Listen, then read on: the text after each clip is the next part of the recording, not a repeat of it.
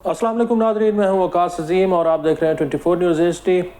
नाज़रीन, साल 2024 का अख्ताम हो रहा है और साल 2024 में पाकिस्तान की मईशत कैसी रही है और हुकूमत पाकिस्तान ने मईशत को संभालने के लिए क्या क्या इक़दाम किए हैं, हुकूमत पाकिस्तान को माशी मैदान में क्या कामयाबियाँ मिली हैं और कौन से ऐसे चैलेंजेस हैं जिनके ऊपर हुकूमत पाकिस्तान को काबू पाने की ज़रूरत है। अगरचे हुकूमत ख़ुद बार बार ये दावा कर रही है कि मुआशी मैदान से अब अच्छी ख़बरें मिलना शुरू हो चुकी हैं, क्योंकि वज़ारत ख़ज़ाना की जानिब से जो माहाना इक़्तिसादी रिपोर्ट जारी की जा रही है उसमें भी मुसलसल कई महीनों से ये दावा किया जा रहा है कि अब पाकिस्तान की मईशत जो है वो मुस्तहकम हो चुकी है। और जब मईशत मुस्तहकम होगी तो इसके अगला जो फेज़ होगा उसमें पाकिस्तान की मईशत की जो स्पीड है, रफ्तार है, उसको बढ़ाने के लिए इक़दाम किए जाएंगे। लेकिन चैलेंजेस जो हैं नाज़रीन वो अभी भी बरकरार हैं।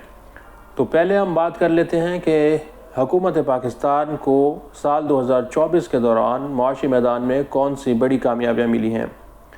सबसे बड़ी जो कामयाबी हुकूमत पाकिस्तान को मिली है वो महंगाई में कमी है। और महंगाई में कमी का मतलब ये है कि गुज़िश्ता बरस के दौरान इन्हीं महीनों में महंगाई की शरह जो कि 30% से ज़ायद बनती थी, आज दिसंबर में वज़ारत ख़ज़ाना यह दावा कर रही है कि महंगाई की शरह 30% से कम होकर 4 से 5% तक आ जाएगी। नाज़रीन, इसका मतलब यह है कि महंगाई जो है वो बढ़ रही है और उसकी स्पीड कम हुई है। अगर महंगाई 30% की स्पीड से बढ़ती तो आज खाने पीने की जो कीमतें हैं वो कहीं से कहीं पहुंच चुकी होती, लेकिन अगर 5% की स्पीड से महंगाई बढ़ेगी तो यकीनन फिर जो खाने पीने की चीज़ें हैं या फिर बाकी अशिया हैं उनकी जो कीमतें हैं वो कम स्पीड से आगे बढ़ेंगी, लेकिन महंगाई फिर भी 4-5% की स्पीड से बढ़ रही है। तो पहली कामयाबी हुकूमत पाकिस्तान को ये मिली है कि महंगाई कम हुई है। दूसरी जो बड़ी कामयाबी है वो तरसीलात ज़र है। तरसीलात ज़र जो कि बैरून मुल्क पाकिस्तानी रहते हैं हमारे बहन भाई, वो पाकिस्तान में मुसलसल उनकी जो आमदनी है वो भेज रहे हैं और उसमें इजाफ़ा देखने को मिल रहा है। और वज़ारत ख़ज़ाना का ये दावा है कि इस साल 2024-25 का जो माली साल है इसमें पाकिस्तान की तरसीलात ज़र $30 अरब से बढ़ जाएंगी। तो दूसरी जो बड़ी कामयाबी मिली है वो तरसीलात ज़र की सूरत में है। और तीसरी कामयाबी ये है कि जब पाकिस्तान की एक्सपोर्ट्स में अब तक का जो इजाफा देखा जा रहा है वो कि 10% के करीब बनता है। 10% की रफ्तार से पाकिस्तान की एक्सपोर्ट्स बढ़ती हुई दिखाई दे रही हैं। अगरचे एक्सपोर्ट्स में भी पाकिस्तान को काफ़ी चैलेंजेस हैं, ख़ास तौर पर बिजली और गैस की कीमतें जो हैं वो अब भी जो इलाकाई ममालिक हैं उनके मुकाबले में कहीं ज़्यादा हैं।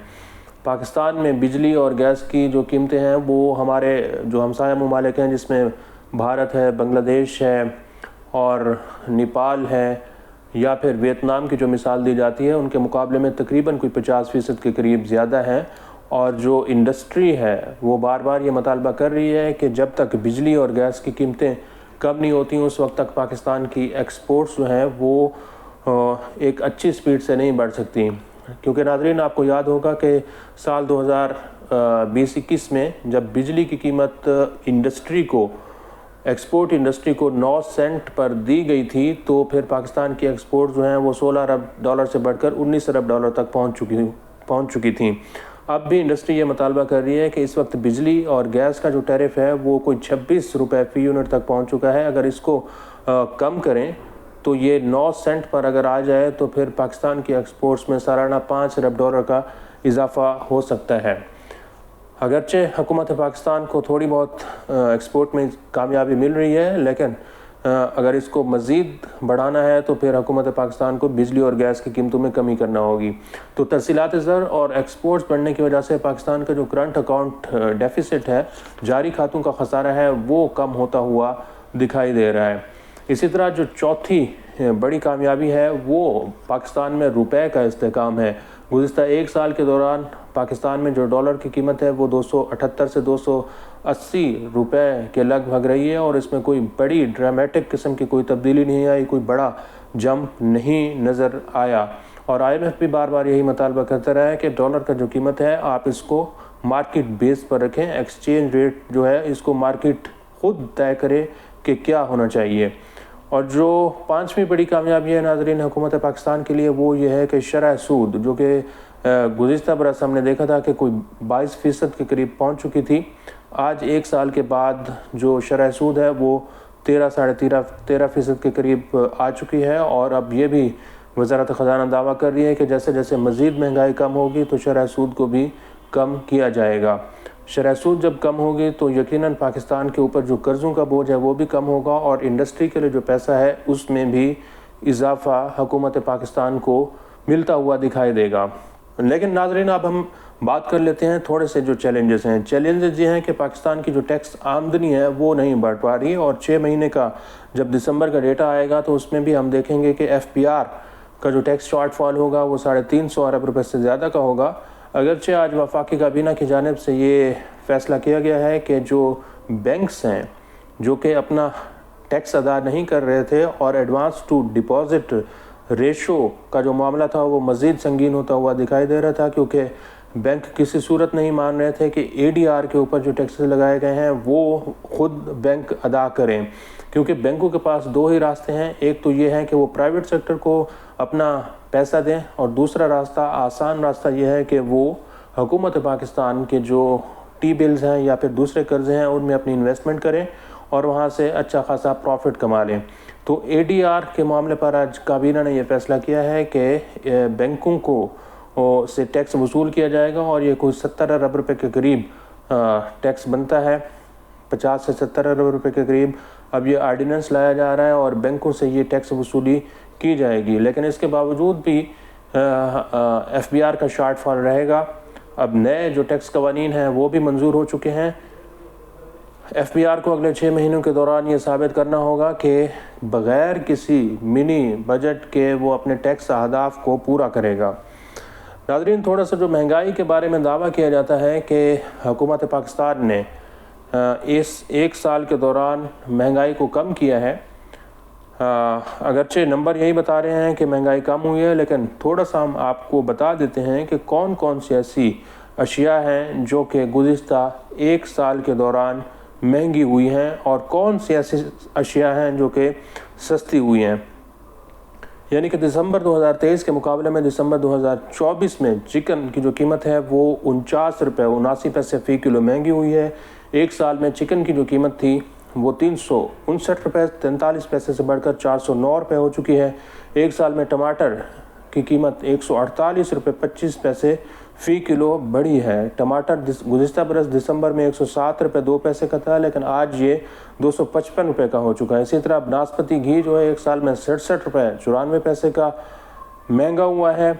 बनास्पति घी की कीमत 506 रुपये 57 पैसे से बढ़कर 574 रुपये 51 पैसे हो चुकी है। इसी तरह जो जलाने वाली लकड़ी है वो 150 रुपये फ़ी मन महंगी हुई है।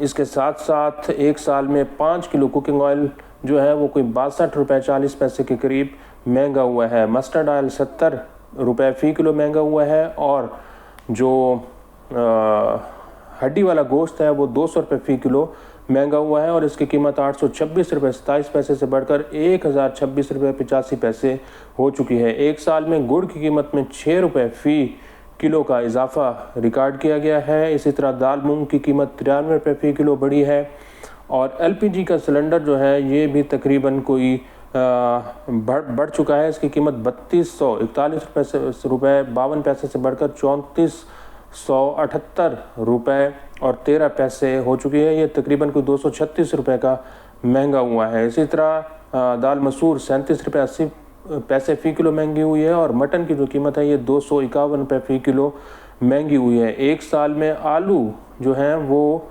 महंगे हुए हैं, दाल चना महंगा हुआ है, और लहसुन की जो कीमत है वो भी बढ़ी है। तो नाज़रीन, ये वो चीज़ें हैं जो कि महंगी हुई हैं, लेकिन एक चीज़ है जो सबसे ज़्यादा सस्ती हुई है, और वो है पाकिस्तान में आटा। आटे की कीमत जो है वो अच्छी खासी सस्ती हुई है। ख़ास तौर पर जो 20 किलो आटे का थैला था वो अगर आप देखें तो गुज़िश्ता बरस 2813 रुपये 57 पैसे का मिल रहा था, लेकिन आज ये 1794 रुपये और 93 पैसे का हो चुका है। इसमें तकरीबन 1018 रुपये की कमी वाक़ई हुई है। तो आटे की कीमत जो है, चूँकि गंदम की कीमत हुकूमत पाकिस्तान ने ख़त्म कर दी थी, तो अब ये जो है ना आटे की कीमत में हमने देखा है कि कमी रिकॉर्ड की जा रही है। तो ये वो चैलेंजेस हैं जो कि हुकूमत पाकिस्तान के लिए दरपेश हैं। और सबसे बड़ा चैलेंज पाकिस्तान की टैक्स आमदन को बढ़ाना है। अगर पाकिस्तान की टैक्स आमदन बढ़ेगी तो पाकिस्तान का जो IMF का कर्ज प्रोग्राम है ये भी ठीक तरह से चलता रहेगा। अगर आमदनी नहीं बढ़ेगी तो फिर गरीबों पर मज़ीद टैक्सेस लगेंगे, फिर IMF प्रोग्राम को भी धचका लग सकता है। आज के लिए इतना ही। इस वीडियो को आप कमेंट सेक्शन में जाकर लाइक कर सकते हैं और अपनी राय का भी इज़हार कर सकते हैं। बहुत बहुत शुक्रिया।